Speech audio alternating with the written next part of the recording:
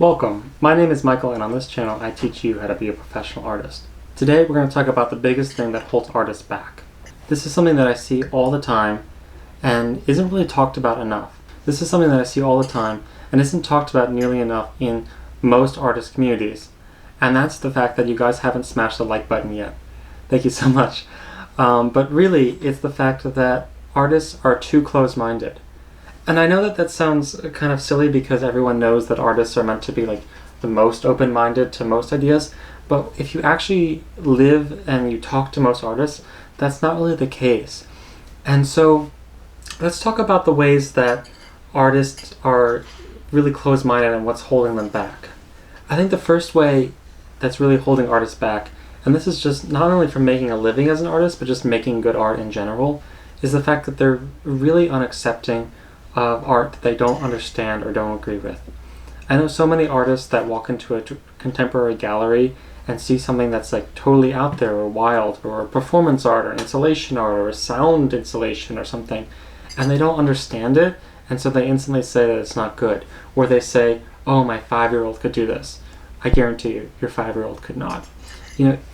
For contemporary art, the labor is not necessarily what's so difficult, or like the physicality of making it is not the labor of the art. A lot of that labor is emotional, it's mental, it's cultural. And so educating yourself on what makes contemporary art interesting and worthwhile and valuable and being open-minded to that is super important. The next one is artists who think that they actually understand what art is. And this is like the biggest trap ever. Every time that an artist or someone tells you that they understand what art is and they know, don't listen to them because they're wrong. It's really not possible to really understand what art is. So people who think that they have a set definition are instantly, holding themselves back. The next one is to go and... The next one is the fact that many artists disagree with a work of art, but then they decide that the work is bad as a result of that. And I think that that's something that really holds a lot of artists back. So it goes kind of with our first point where people they don't understand work and they say, I don't understand it, therefore it's bad. But the next one is, I understand it and I disagree with it, therefore it's inherently bad. And so I think that people, and artists in particular, who think of art in terms of good or bad are doomed for failure and doomed for mediocrity. There's one work of art I remember that happened several years ago where an artist in South America chained a dog in a gallery, and the artwork was just that the dog had to starve, and everyone had to go into the gallery and watch the dog starve. And people felt so incredibly uncomfortable, myself included. I didn't go see it.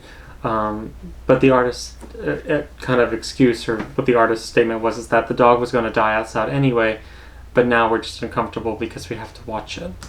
Whether or not you agree with that, as an artist, I would personally never do that. I think that that's pretty messed up, actually. Intentionally help something die or make something die. That work of art has haunted me, and it's really made me question a lot of things. And I think about it, when I'm driving and I encounter homeless people asking me money, it's something that pops into my life and haunts me for all of time. And so I think that thinking of that work in terms of good or bad, or like and dislike, it doesn't really do it justice. I think that it's bigger than that. I think it accomplishes what it wanted to accomplish. The final thing that holds artists back in terms of being closed-minded is not thinking of art as a product. Now, you don't have to think of art as a product if you're just making art for yourself, totally fine. But if you're trying to make a living as an artist, you need to think about, art as a product and then thinking about how to sell it. Do you have an email list?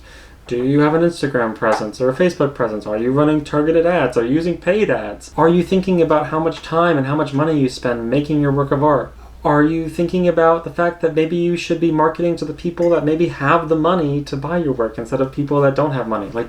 You make art and then you try and sell it to your friends who don't have any money when you should be selling it to the 60-year-old that eats out 3 times a week and has lots of money in a retirement fund. Personally, I'm someone who doesn't like selling their art a lot of times, and a lot of times my work, my personal work is better suited for a museum setting where there's not that monetary factor, but I also own a publishing company, and you have to be really comfortable selling. And for me, personally, I realized that selling books was something that I was really comfortable with. So I wasn't comfortable selling installation art or performance art very much. Sometimes I was, but I was very comfortable selling books, and I think that other people are very comfortable buying books.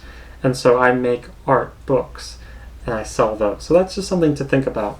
Those are my tips for the biggest thing that hold artists back, and that's just being open-minded. Comment below and let me know which way you think that you're being closed-minded.